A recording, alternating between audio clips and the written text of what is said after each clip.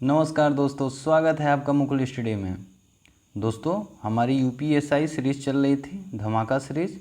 ठीक है, आज देखिए टेस्ट 5 है, मूल विधि, संविधान और समान विज्ञान का। इससे पहले मैंने 4 टेस्ट अपलोड कर दिए हैं, उसको जाके प्लेलिस्ट से आप देख लीजिएगा। ओके। और दोस्तों, हिंदी का भी मैंने अपलोड कर दिया है, तो उसका भी जाके देख लीजिएगा। ठीक है, सभी प्लेलिस्ट में मिल जाएगा। ओके। तो दोस्तों, एक काम करिएगा, वीडियो की स्पीड बढ़ा लीजिएगा। ओके। और अपना आंसर बताइएगा, आपके 80 क्वेश्चन में से कितने क्वेश्चन सही होते हैं। ठीक है। ओके, ज़्यादा से ज़्यादा शेयर करिए। चलिए टेस्ट की तरफ बढ़ते हैं। पहला क्वेश्चन है, क बिना कारण भीड़ पर बंदूक चलाता है और उसमें से एक व्यक्ति को मार डालता है, क दोषी है। क दोषी है। पहला ऑप्शन है घोर उपहत्या, हत्या का, आपराधिक मानववध को जो हत्या की कोटि में नहीं आता, इनमें से कोई नहीं। बताइएगा कौन सा सही है। देखिए क है, मान लीजिए कोई व्यक्ति है, वो भीड़ में बंदूक मतलब गोली चला देता है और व्यक्ति, उसमें से कोई व्यक्ति मर जाता है। दोषी क्या होगा, हत्या का होगा ना। ऑप्शन नंबर 2 सही है। ठीक है, हत्या का होगा। ऑप्शन नंबर 2 सही है। देखिए, कौन ने भारतीय दंड संहिता की धारा 300 में परिभाषित हत्या का अपराध किया है। धारा 300। ठीक है, धारा 300 भारतीय दंड संहिता धारा 300 में परिभाषित है, ये हत्या का हो जाएगा। ठीक है, तो ऑप्शन नंबर 2 सही है।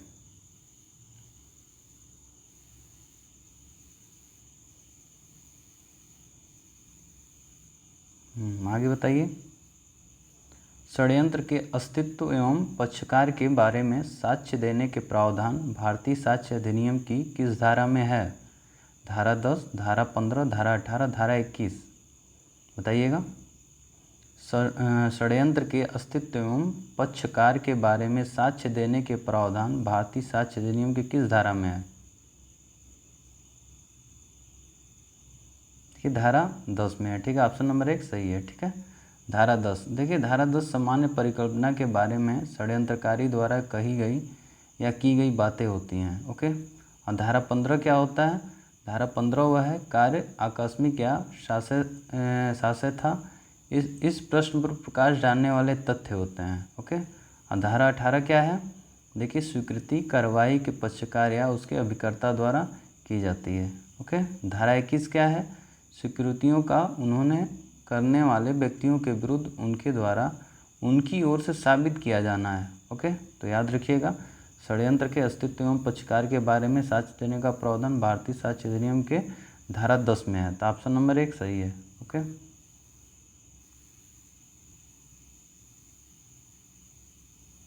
आगे बताइए। भारत के उच्चतम न्यायालय द्वारा किए गए निर्णय के अनुसार राज्य सरकार को वस्तुओं पर निम्नलिखित में से कौन सा कर लगाने का अधिकार नहीं है। नहीं है पूछ रहा है। ठीक है, उच्चतम न्यायालय द्वारा निर्णय के राज्य सरकार को वस्तुओं पर निम्नलिखित में कौन सा कर लगाने का अधिकार नहीं है। विलासिता कर, बिक्री कर, वैट, उत्पादन शुल्क। बताइएगा। देखिए, उत्पादन शुल्क ऑप्शन नंबर 4 सही है। ठीक है, बाकी सब पर लगा सकता है। विलासिता कर लगा सकता है, बिक्री कर लगा सकता है, वैट। उत्पादन शुल्क पर नहीं लगा सकता। ठीक है, पूछ रहा था ना, नहीं लगा सकता, तो ये होगा। देखिए, भारत के उच्चतम न्यायालय द्वारा दिए गए निर्णय के अनुसार राज्य सरकार को वस्तुओं पर उत्पादन शुल्क कर लगाने का अधिकार नहीं है। तो ऑप्शन नंबर 4 क्या हो जाएगा, सही हो जाएगा। ओके।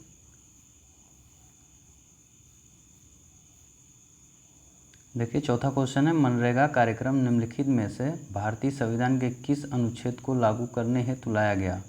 अनुच्छेद 43, अनुच्छेद 45, अनुच्छेद 47, अनुच्छेद 50। बताइएगा। देखिए, अनुच्छेद 43 ऑप्शन नंबर 1 सही है। ठीक है, मनरेगा कार्यक्रम भारतीय संविधान के अनुच्छेद 43 को लागू करने हेतु लाया गया था। ओके। अनुच्छेद 43 में कर्मकारों के लिए मजदूरी एवं कुटीर उद्योग का प्रोत्साहन का उल्लेख है, इसको याद रखिएगा। ऑप्शन नंबर 1 सही था। पाँचवा बताइएगा। निम्नलिखित में से कौन भारतीय संविधान के 73वें संशोधन में सम्मिलित है। 73वें संशोधन में सम्मिलित है। ठीक है, ये बताना है आपको। जिला पंचायत, क्षेत्र पंचायत, ग्राम पंचायत, नगर पंचायत, बताइएगा। कूट है इसमें।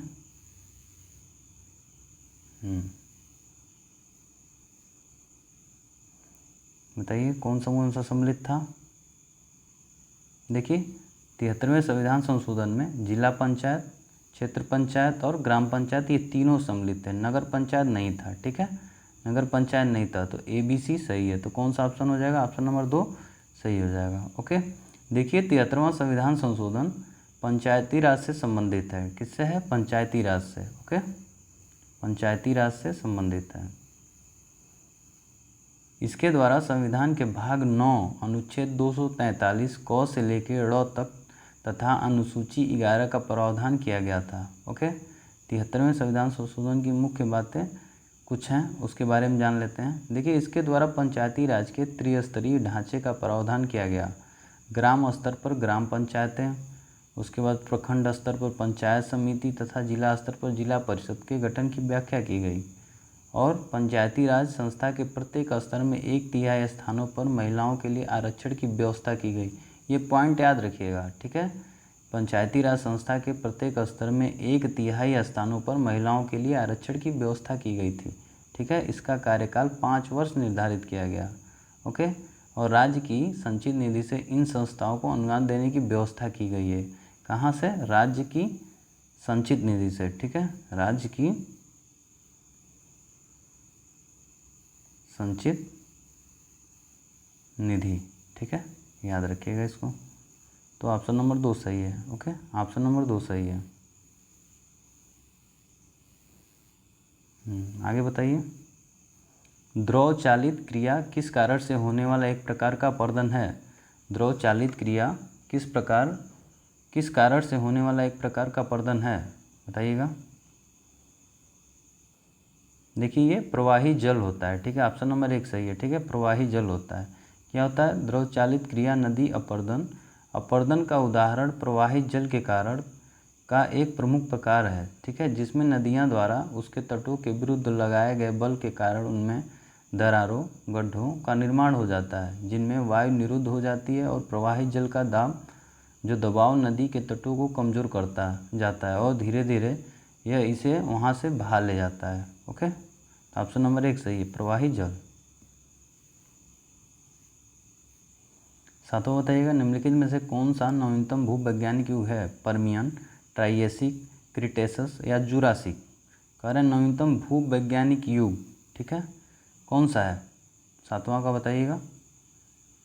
देखिए क्रिटेशस ये भूवैज्ञानिक युग है। ठीक है, ये कब से कब तक था, ये देखिए 72.1 से 145 मिलियन वर्ष था। ठीक है, 72 से 145 मिलियन वर्ष।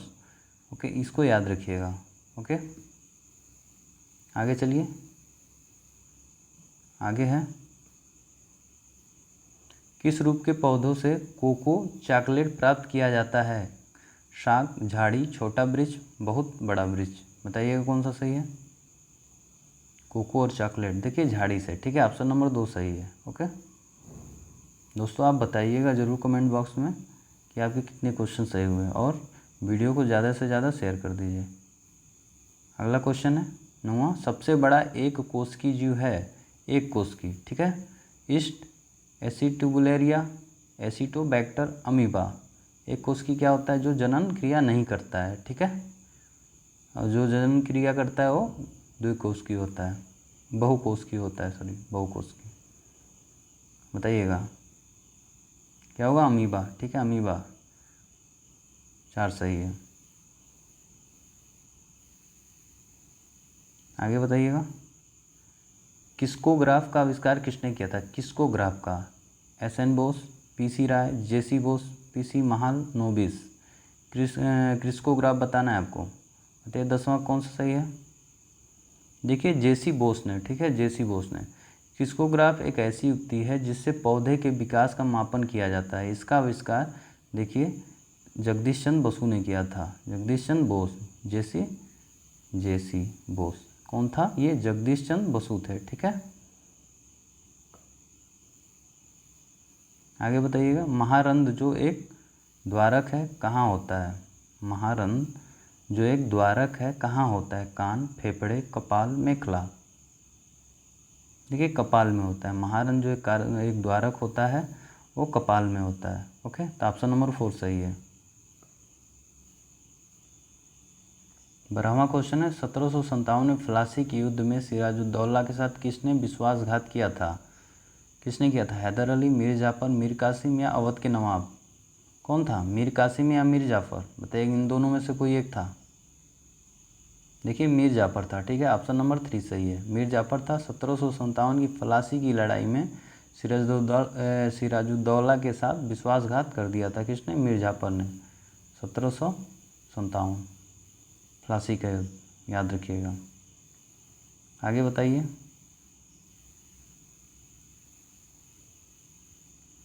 केल्प क्या होता है? केल्प क्या होता है? बताइएगा चारों में से कौन सा सही है?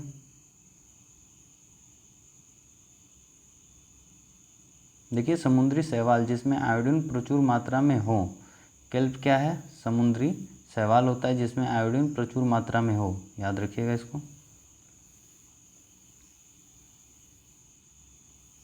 14वां बताइएगा। निम्नलिखित में से विषम मद बताएं। विषम बताना है। असितास, रूबी, पन्ना, नीलम।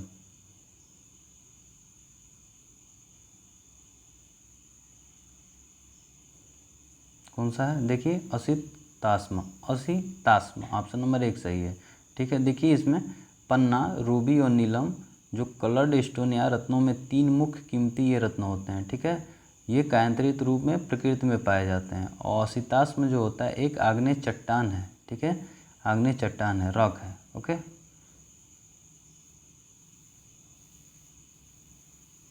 आगे बताइए। 15वां, सूर्य का प्रकाश हमारे पास लगभग कितने समय में पहुंचता है? 8 मिनट, 2 मिनट, 6 मिनट, 4 मिनट? कितना लगता है? देखिए 8 मिनट लगता है। ऑप्शन नंबर 1 सही है। ठीक है, सूर्य का प्रकाश हमारे पास कब कितना समय में पहुंचता है? 8 मिनट में। आगे बताइए, रडार का प्रयोग किस लिए किया जाता है? 16वां बताइएगा। देखिए दूरस्थ वस्तुओं की पहचान करना और उनका पता लगाना। ठीक है, रडार का प्रयोग दूरस्थ वस्तुओं की पहचान करना और उनका पता लगाने के लिए किया जाता है। ओके,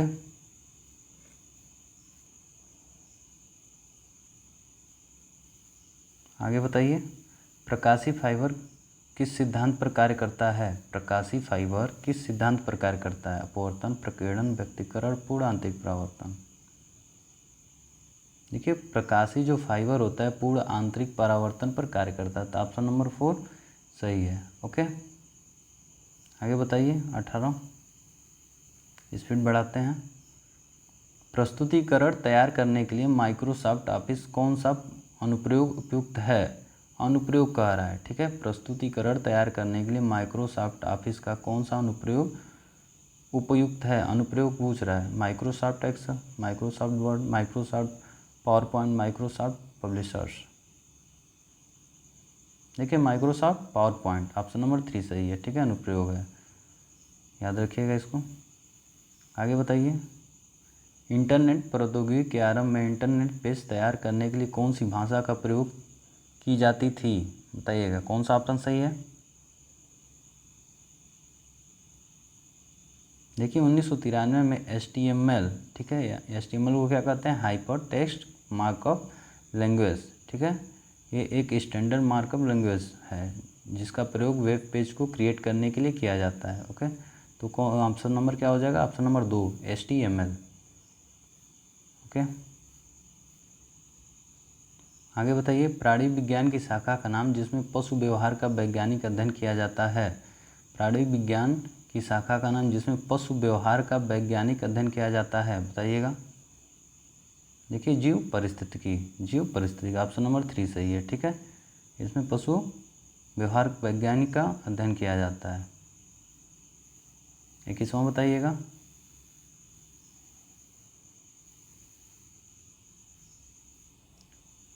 बार पिंड क्या है? किस में पाया जाता है बार पिंड? देखिए ये मादा काय की कोशिका में पाया जाता है। ऑप्शन नंबर 3 सही है। बार पिंड कहाँ पाया जाता है? मादा काय कोशिका में। ठीक है, आगे बताइए। तारों का रंग किस पर निर्भर करता है? तापमान, रेडियस, वायुमंडलीय दाब या दूरी? देखिए तारों का रंग जो होता है उनके तापमान पर निर्भर करता है, ठीक है। ओके,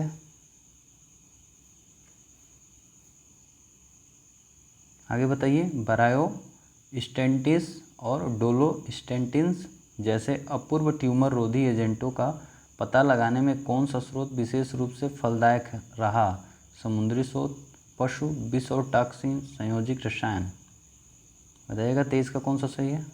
देखिए समुद्री स्रोत, ठीक है, ऑप्शन नंबर 1 सही है। आगे बताइए। 24 का ओजोन छिद्र के लिए कौन सा प्रदूषक जिम्मेदार है? CO2, CO, SO2 या CFC? कौन सा होगा? देखिए CFC होगा। ओजोन छिद्र के लिए कौन सा होगा? Carbon fluorocarbon. ओके, देखिए इस पे एक मॉनिटर प्रोटोकॉल के अंतर्गत क्लोरोफ्लोरोकार्बन जो है के निर्माण एवं उपयोग को चरणबद्ध ढंग से समाप्त करने और इसके स्थान पर HFCS जैसे अन्य उत्पादों को अपनाने का प्रावधान किया गया है। कौन सा? आपको ओजोन से छिद्र से क्या रिलेट है? मॉनिटर प्रोटोकॉल, इसको याद रखिएगा, ये एक सम्मेलन था, ठीक है, मॉनिटर प्रोटोकॉल। आगे बताइए। अजैव निम्नीकरण अपशिष्ट से छुटकारा पाने का सर्वोत्तम हल है? जलाना, पाटना, गाड़ना, पुनः चक्रण? अजैव निम्नीकरण अपशिष्ट से बताइएगा। देखिए पुनः चक्रण ही है सर्वोत्तम हल। क्या होगा? पुनः चक्रण। ये तो सब नुकसान करेगा, ठीक है। आगे बताइए। क्वेश्चन है 26। पुलिस अधिकारी को संज्ञेय अपराध के कारित होने की आशंका के बारे में सूचना मिलने पर वह बिना मजिस्ट्रेट के आदेश के अपराधी को स्वयं गिरफ्तार कर सकता है। यह प्रावधान दंड प्रक्रिया संहिता की किस धारा में है? बताइएगा। बढ़िया क्वेश्चन है। कौन सी धारा होगी? देखिए धारा 151, ठीक है, धारा 151 क्या कहता है ये? कोई पुलिस अधिकारी जिसे किसी संज्ञेय अपराध करने की परिकल्पना का पता चलता है, ऐसी परिकल्पना करने वाले व्यक्ति को मजिस्ट्रेट के आदेशों के बिना और वारंट के बिना उस दशा में गिरफ्तार कर सकता है जिसमें ऐसे अधिकारी को प्रतीत होता है कि उस अपराधी मतलब जो अपराधी है का किया जाना अन्यथा नहीं रोका जा सकता। मतलब वो अपराध कर रहा है तो उसको रोकने के लिए वो खुद उसे पकड़ सकता है। तो धारा 151। ओके,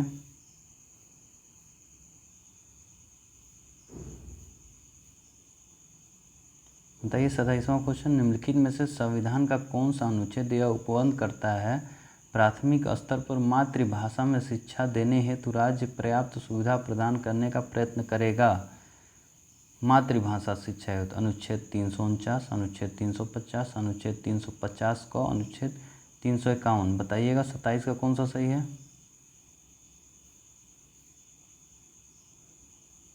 देखिए अनुच्छेद 350 को, ऑप्शन नंबर 3 सही है, ठीक है, अनुच्छेद 350 को, ठीक है, ये क्या कहता है? प्राथमिक स्तर पर मातृभाषा में शिक्षा की सुविधा देता है, ठीक है। इसी तरह देखिए अनुच्छेद 349 क्या कहता है? भाषा से संबंधित कुछ विधियां अधिनियमित करने के लिए विशेष प्रक्रिया इसकी होती है। ओके, और अनुच्छेद 350 क्या करता है?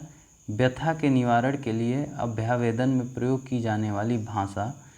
ओके, और अनुच्छेद 351 क्या करता है? हिंदी भाषा के विकास के लिए निर्देश देता है, ठीक है। अनुच्छेद 351 हिंदी भाषा के विकास के लिए निर्देश देता है, तो याद रखिएगा, ऑप्शन नंबर 3 सही था इसका। आगे बताइए। नियम अनुश्रुत साक्ष्य ग्राह्य नहीं होते का अपवाद है? धारा 9 साक्ष्य अधिनियम, धारा 11 साक्ष्य अधिनियम, रेसे जेस्ते, उपरोक्त सभी। बताइएगा। नियम अनुश्रुत साक्ष्य ग्राह्य नहीं होते हैं, अपवाद है, बताइएगा। देखिए रेसे जेस्ते, ऑप्शन नंबर 3 सही है, रेसे जेस्ते अपवाद है। आगे बताइएगा। 29 उत्तर प्रदेश में निम्नलिखित में से किस स्थान पर एक नाभिकीय ऊर्जा परियोजना स्थित है? उत्तर प्रदेश में नाभिकीय ऊर्जा परियोजना ओबरा, पनकी, नरौरा, हरदुआगंज। बताइएगा, आसान क्वेश्चन है। कहाँ है? नरौरा में, ऑप्शन नंबर 3 सही है। ओके, कहाँ है? नरौरा में। बताइएगा। उत्तर प्रदेश में सबसे पुराना विश्वविद्यालय है? बनारस, इलाहाबाद, चौधरी चरण सिंह, लखनऊ विश्वविद्यालय।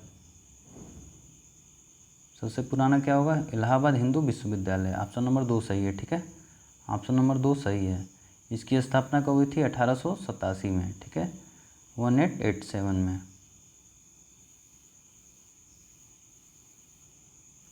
आगे बताइए 31, रबड़ को सल्फर से गर्म करके उसकी गुणवत्ता बढ़ाने की प्रक्रिया को क्या कहा जाता है? रबड़ को सल्फर से गर्म करके उसकी गुणवत्ता बढ़ाने की प्रक्रिया को क्या कहा जाता है? वल्कनीकरण, त्वरण, सल्फोनेशन या गैल्वेनाइजेशन? बताइएगा दोस्तों, शेयर करिए ज़्यादा से ज़्यादा, बताइएगा। देखिए वल्कनीकरण, ठीक है, वल्कनीकरण होता है, ठीक है, रबड़ को सल्फर से गर्म करके उसकी गुणवत्ता बढ़ाने को वल्कनीकरण कहते हैं। ऑप्शन नंबर 1 सही है, सॉरी। आगे बताइए 32वां, भारत सबसे अधिक दाल का उत्पादन किस राज्य में होता है? भारत के किस राज्य में सबसे ज़्यादा दाल का उत्पादन किया जाता है? एक ही राज्य है, मध्य प्रदेश। ऑप्शन नंबर 3 सही है, ठीक है, मध्य प्रदेश में होता है 24% लगभग। 33 बताइएगा, भारत में किस राज्य में महिला मुख्यमंत्री कभी नहीं बनी? तमिलनाडु, उत्तर प्रदेश, राजस्थान, महाराष्ट्र? देखिए महिला मुख्यमंत्री ना, ये तो है, गलत हो जाएगा। राजस्थान में भी बनी थी, तो ये भी क्या हो जाएगा? गलत हो जाएगा। आगे बताइए, तमिलनाडु भी गलत हो जाएगा, यहाँ पे थी। देखिए महाराष्ट्र में कभी भी कोई महिला मुख्यमंत्री नहीं बनी, तो ऑप्शन नंबर 4 सही है, ओके। आगे बताइएगा, निम्नलिखित में से कौन सी उत्कृष्ट गैस नहीं है? पूछ रहा है, नहीं है, बताइएगा। Hydrogen, helium, neon, argon? बताइए कौन सी नहीं है? देखिए ऑप्शन नंबर 1 ही सही है, हाइड्रोजन क्या उत्कृष्ट गैस नहीं है। बाकी हीलियम, नियॉन, आर्गन ये सब क्या होता है? क्रिप्टॉन, जेनॉन, रेडॉन, ये सब क्या है? ये सब उत्कृष्ट गैसें हैं, ओके। आगे बताइएगा, सांडा ट्रेंच कहाँ है? सांडा ट्रेंच कहाँ है? 35 का, ये हिंद महासागर में। सांडा ट्रेंच कहाँ है? ये हिंद महासागर में, ओके। ट्रेंच क्या होता है? खाई होती है।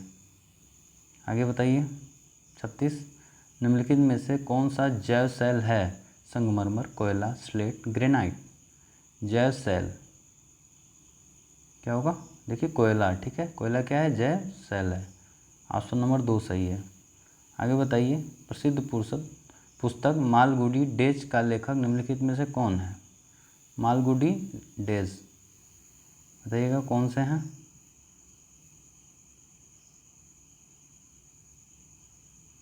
देखिए R.K. नारायण, ठीक है, R.K. नारायण। ऑप्शन नंबर 4 सही है, मालगुडी डेज के लेखक हैं R.K. Narayan, okay.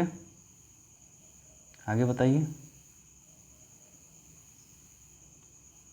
British crown ने ईस्ट इंडिया कंपनी से भारत की प्रभुसत्ता किस वर्ष में समाप्त कर दी? बताइएगा किस वर्ष समाप्त की थी? कब हुआ था स्वतंत्रता संग्राम? 1857 का हुआ था। उसके बाद कब हुआ था? कब समाप्त कर दिया? अगले ही साल, ठीक है, 1858 में ईस्ट इंडिया कंपनी भारत की से प्रभुसत्ता को समाप्त कर दिया। किसने? ब्रिटिश क्राउन ने।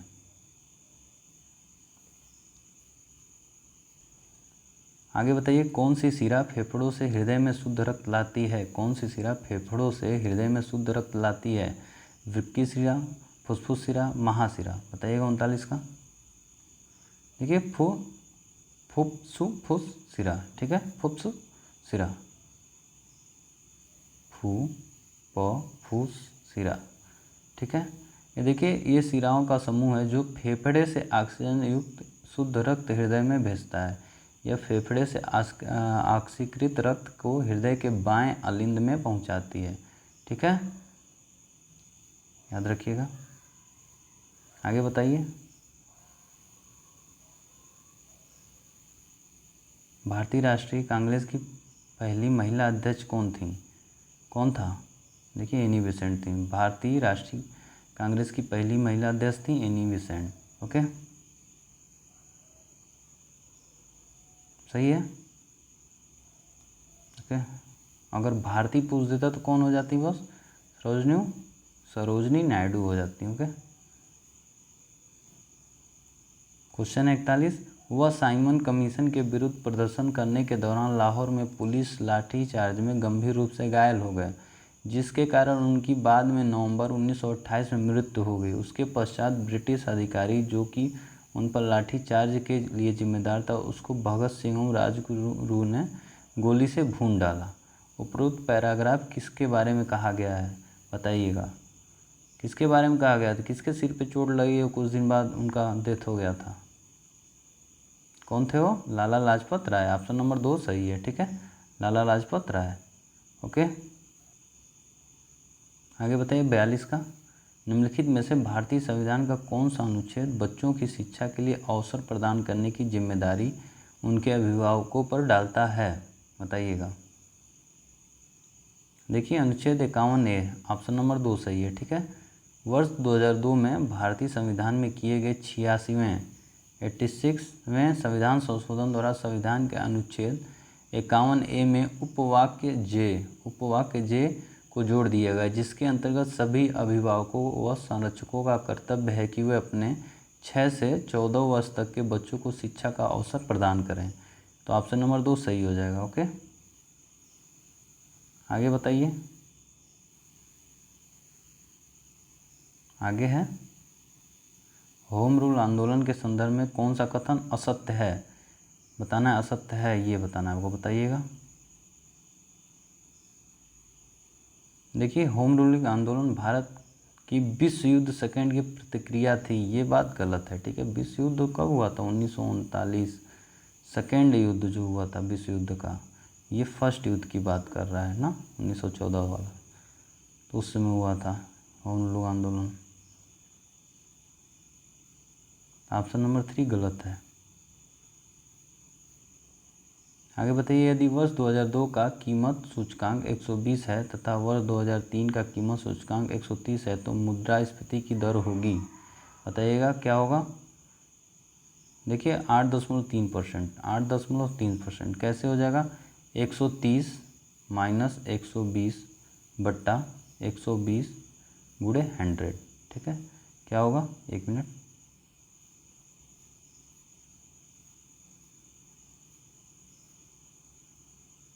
देखिए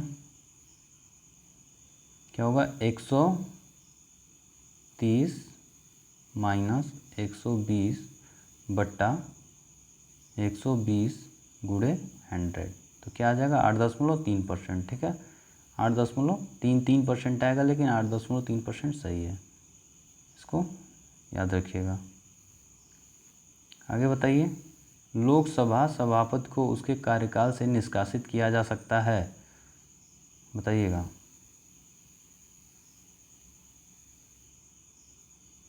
पैंतालीस का कौन सा सही है? देखिए उस सदन के सभी सदस्यों के बहुसंख्य सदस्यों द्वारा प्रस्ताव पारित करके। ऑप्शन नंबर 1 ही सही है, ठीक है, 1 सही है। आगे बताइएगा। आगे है 46 का। दिन व रात 21 मार्च को बराबर होते हैं, क्यों, बताइए किस पे होते हैं? देखिए भूमध्य रेखा पर 21 मार्च को भूमध्य रेखा पर दिन और रात क्या होते हैं? बराबर होते हैं। क्यों? देखिए 21 मार्च और 23 सितंबर सूर्य भूमध्य रेखा पर लंबवत चमकता है। 21 मार्च और 23 सितंबर, ओके, सूर्य भूमध्य रेखा पर लंबवत चमकता है, जिसके कारण पृथ्वी पर दिन रात बराबर होते हैं, ठीक है। 21 मार्च वाली स्थिति को वसंत विषुव और 23 सितंबर वाले को आपको शरद विषुव कहते हैं, ठीक है। तो कौन सा हो जाएगा? भूमध्य रेखा। आगे बताइएगा, निम्नलिखित में से किसने व्युपगमन का सिद्धांत पेश किया, जिसके द्वारा प्रकृति उत्तराधिकारी के अनुपस्थिति में भारतीय राज्यों के आधिपत्य का व्युपगमन ब्रिटिश का होना था? कौन था? एक ही था आपका governor general Lord Dalhousie. Option number 3 सही है, ठीक है। राज्य हड़प नीति इसी की थी।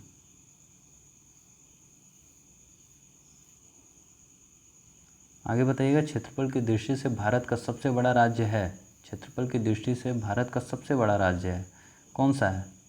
राजस्थान, मध्य प्रदेश, महाराष्ट्र, कर्नाटक? आसान क्वेश्चन है, राजस्थान है, ठीक है, राजस्थान है। ऑप्शन नंबर 3 सही है।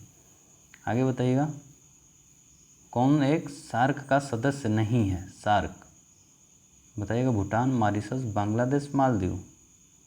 देखिए कौन सा नहीं है, देखिए मॉरिशस नहीं है, ऑप्शन नंबर 3 से। भूटान है, बांग्लादेश है, मालदीव है, भारत है, और कौन सा है, नेपाल है, पाकिस्तान है, श्रीलंका है। कुल मिला जुला के 8 देश हैं, अफगानिस्तान भी है। ओके, 1985 में सार्क की स्थापना हुई थी, सार्क देशों की।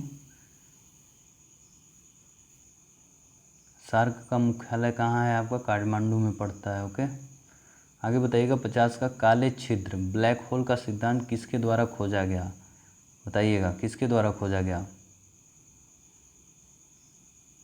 देखिए एस चंद्रशेखर द्वारा, एस चंद्रशेखर द्वारा, ऑप्शन नंबर 4 सही है। सुब्रमण्यम चंद्रशेखर ने ब्लैक होल्स नामक गणितीय सिद्धांत की खोज की थी। ओके, आगे बताइए, हाइड्रोजन बम किसने विकसित किया, सैमुअल कोहेन, वनहर वान, एडवर्ड जे रॉबर्ट, बताइए किसने किया था हाइड्रोजन बम की खोज, विकसित किसने किया था। देखिए एडवर्ड टेलर, ठीक है, ये हंगरी के थे, ठीक है, एडवर्ड टेलर, याद रखिएगा। आगे बताइए, मौसम संबंधी नक्शे पर समान वर्षा के स्थानों को जोड़ने वाली एक रेखा है जो कहलाती है, कौन सी वो रेखा है। देखिए आइसो हाइट, आइसो हाइट, ठीक है, ऑप्शन नंबर 4 सही है। ठीक है, आइसो हाइट, ऑप्शन नंबर 4 सही है, आइसो हाइट, याद रखिएगा इसको। तारों का रंग व्यक्त करता है उसका, क्या करता है, भार, तापमान, दूरी, आकार। तारों का रंग व्यक्त करता है, बताइएगा। देखिए उसका तापमान, ठीक है, तापमान ही होता है, ऑप्शन नंबर 3 सही है। आगे बताइए, फ्लिसा परीक्षण निम्न के पहचान हेतु होता है, फ्लिसा, बताइएगा 54 का।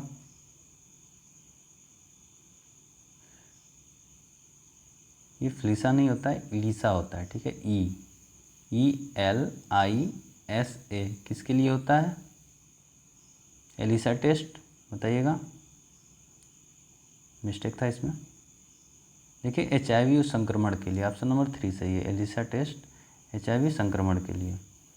आगे बताइएगा, उत्प्रेरक की उपस्थिति में यह हाइड्रोजन के साथ नाइट्रोजन की अभिक्रिया द्वारा अमोनिया बनाने का एक औद्योगिक प्रक्रम है, बताइएगा कौन सा, हैबर प्रक्रम, ठीक है, हैबर प्रक्रम। ओके, ऑप्शन नंबर 3 सही था। आगे बताइए 56 का, भारतीय संविधान की कौन सी अनुसूची राज्य परिषद की सीटों के बंटवारे के बारे में वर्णन करती है। भारतीय संविधान की कौन सी अनुसूची राज्य परिषद की सीटों के बंटवारे का वर्णन करती है, बताइएगा 56 का कौन सा सही है। देखिए चौथी अनुसूची, ठीक है, चौथी, ऑप्शन नंबर 1 सही है। ओके, आगे बताइएगा 57, पृथ्वी के केंद्र पर किस पिंड का द्रव्यमान होगा, पृथ्वी के केंद्र पर किस पिंड का द्रव्यमान होगा, बताइएगा 57 का, पृथ्वी के केंद्र पर किसी पिंड का द्रव्यमान क्या होगा, स्थिर होगा, ठीक है, ऑप्शन नंबर 2 सही है, स्थिर होगा। आगे बताइएगा 58 का, पीने के पानी में कोलीफॉर्म जीवाणु की संख्या इससे ज़्यादा नहीं होनी चाहिए, बताइएगा 0 से 100 ml, ऑप्शन नंबर 1 सही है, 0 से 100 ml। ओके, आगे बताइए 59 का, भारत में कौन से राज्य ने मलखंभ को अपना प्रादेशिक खेल घोषित किया, मलखंभ किसने किया है, देखिए ये मध्य प्रदेश ने किया, ऑप्शन नंबर 2 सही है। ओके, मध्य प्रदेश ने किया है।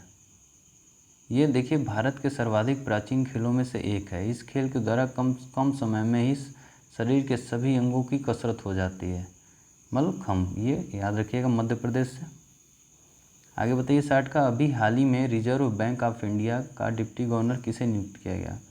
देखिए दोस्तों ये क्वेश्चन पुराना हो गया, तो इसको आप बताइएगा नया नया अपडेट करके कौन किसको किया गया है, कमेंट बॉक्स में कमेंट करके। आगे बताइए, स्वीकृत अब असंगत होगी यदि वह स्वीकृत ली जाती है, क्या क्या धमकी द्वारा, ठीक है, स्वीकृत अब असंगत होगी यदि वह अस्वीकृत ली जाती है धमकी द्वारा। ओके, किसके द्वारा? धमकी द्वारा। तो इसमें क्या है, देखिए साक्ष्य अधिनियम की धारा 24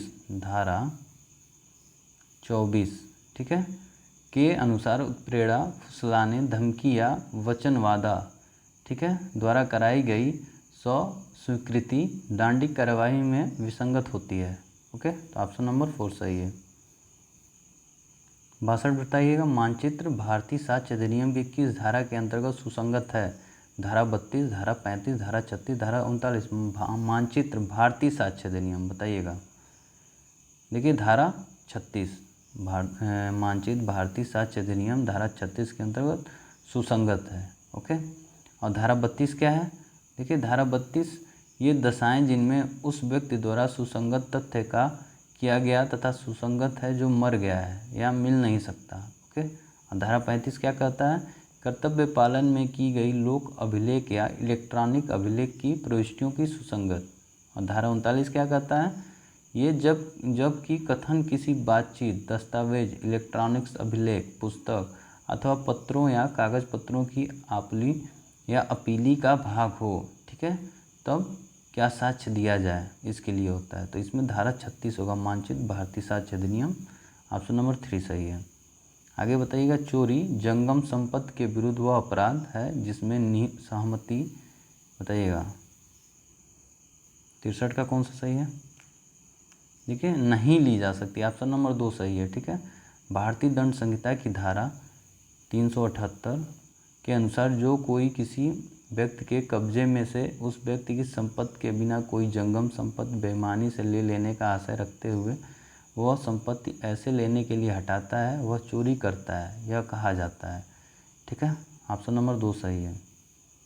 आगे बताइएगा, केंद्र तथा राज्यों के विवादों का समाधान करना भारतीय सर्वोच्च न्यायालय के जिस क्षेत्राधिकार के अंतर्गत आता है वह है, बताइएगा वह कौन सा है? 64 का देखिए प्रारंभिक, ऑप्शन नंबर 4 सही है, प्रारंभिक। ठीक है दोस्तों,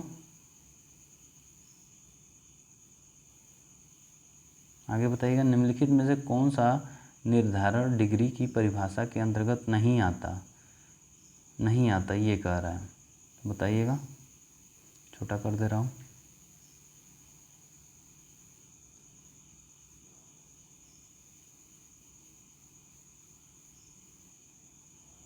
कौन सा सही है? देखिए व्यक्तिक्रम के लिए वाद का खारिज किया जाना, ऑप्शन नंबर 4 सही है। ठीक है, देखिए सिविल प्रक्रिया संहिता की धारा 2/2 के अंतर्गत डिग्री की परिभाषा में व्यक्तिक्रम के लिए वाद का खारिज किया जाना नहीं आता। ओके, तो 4 सही हो जाएगा। आगे बताइएगा, रामपुरा जो भारत में अपना सौर ऊर्जा प्लांट लगाने वाला पहला गांव बना वह कहाँ स्थित है? देखिए उत्तर प्रदेश में। ठीक है, उत्तर प्रदेश में स्थित है, ऑप्शन नंबर 4 सही है। आगे बताइएगा, भारत के प्रगतिशील जनसंख्या संसाधन क्षेत्रों में सम्मिलित किए जाते हैं, बताइएगा कौन से क्षेत्र हैं? देखिए तमिलनाडु। ठीक है, ऑप्शन नंबर 4 सही है, भारत के प्रगतिशील जनसंख्या संसाधन क्षेत्रों में तमिलनाडु को सम्मिलित किया गया है। ओके, सॉरी कूट है ना, कूट बताना है, सॉरी दोस्तों, छोटा करते हैं। बताइएगा, कूट तमिलनाडु तो है कि नहीं है? तमिलनाडु है, गंगा यमुना दोआब क्षेत्र भी है। ठीक है, तो आपका 1 और 4 सही है, तो कौन सा? ए एवं डी, ऑप्शन नंबर 4 सही है। मिस्टेक हो गया था, नीचे नहीं देखा। भारत के किस राज्य में प्रदेश राजमार्ग की लंबाई सर्वाधिक है? किस राज्य में? एक ही राज्य हो सकता है, उत्तर प्रदेश, ऑप्शन नंबर 1 सही है। ठीक है, उत्तर प्रदेश। आगे बताइएगा, भारतीय साक्ष्य अधिनियम की धारा 27 के लिए कौन सी शर्त आवश्यक है? देखिए उपयुक्त में से सभी होगा। अभियुक्त से प्राप्त जानकारी के परिणाम स्वरूप तथ्य का पता चलना, सही है। सूचना देने वाले व्यक्ति अभियुक्त का होना चाहिए, भी सही है। बताए तथ्य अपराध के संबंध में होना चाहिए, ये चारों सही है। ठीक है, याद रखिएगा धारा 27 क्या कह रहा है। आगे बताइए 70 का। वाल्वा बाल्बा के दोषी व्यक्ति को कितने वर्ष के लिए कारावास से दंडित किया जा सकता है? 70 का बताइए कौन सा सही है। कितने वर्ष के लिए? लिखिए 2 वर्ष के लिए। देखिए भारतीय दंड संहिता की धारा 147 के अनुसार जो कोई बलवा करने का दोषी होगा वह दोनों में से किसी भांति के कारावास से जिसकी अवधि 2 वर्ष तक की हो सकेगी या जुर्माने से या दोनों से दंडित किया जाएगा।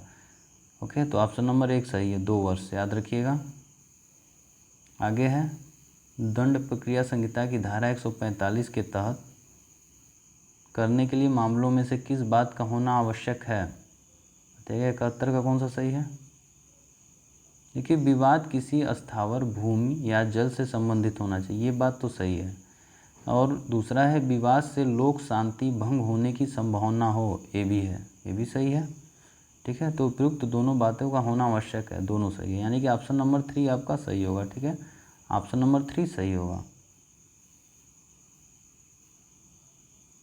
72वां है बी की जहर द्वारा हत्या के लिए अ का विचारण हो रहा था। विचारण के दौरान यह तथ्य कि जैसा जहर ब को दिया गया था उसी के समान एक जहर अ ने ब की मृत्यु के पूर्व प्राप्त किया था कि जहर के लक्षण प्रकट होने के पूर्व ब के स्वास्थ्य की दशा बाबत बताइएगा।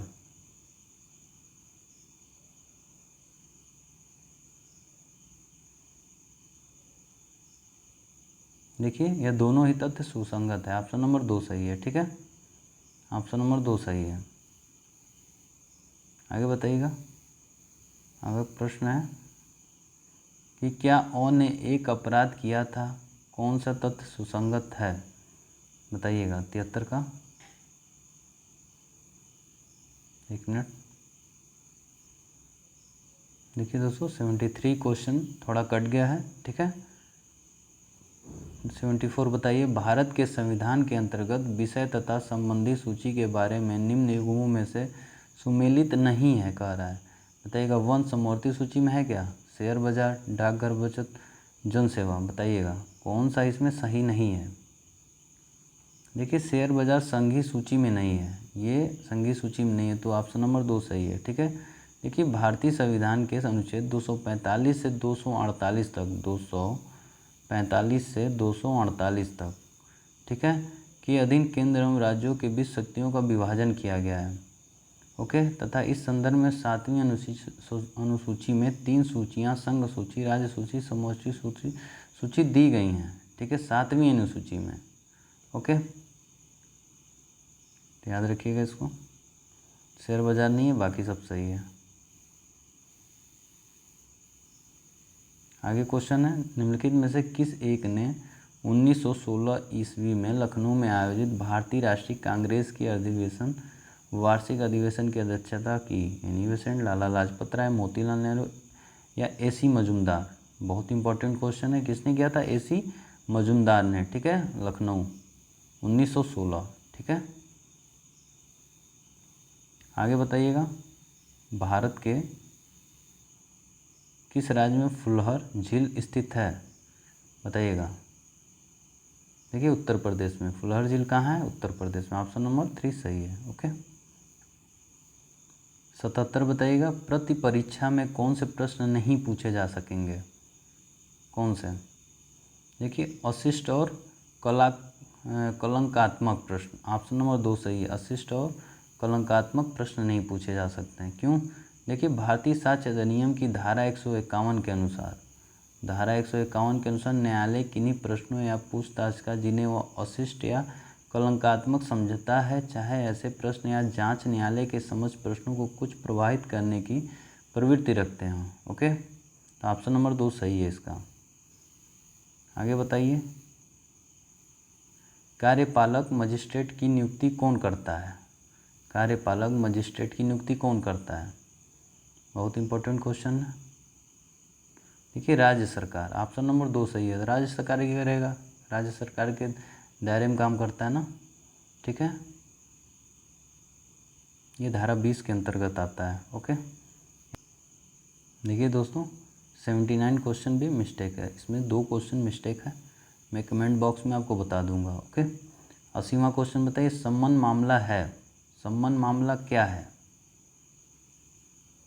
देखिए, ऐसा मामला जो वारंट मामला नहीं है, संबंध मामला होता है, ऐसा मामला जिसमें 2 वर्ष के कारावास तक के लिए दंड हो, ये भी सही है। देखिए, उपरोक्त तो दोनों सही है, तो ऑप्शन नंबर 3 सही हो जाएगा। ऑप्शन नंबर 3 सही हो जाएगा। ओके, ऑप्शन नंबर 3 सही हो जाएगा। ओके दोस्तों, ठीक है, ये आज के 80 क्वेश्चन पूरे हुए। आप ज़रूर बताइएगा कमेंट बॉक्स में आपके कितने क्वेश्चन सही हुए। और दोस्तों, अगर वीडियो अच्छा लगे तो लाइक करिए, नहीं लगे डिसलाइक करिए, और ठीक है, ज़्यादा से ज़्यादा शेयर करिए। ओके, चलिए कल मिलते हैं। Thank you.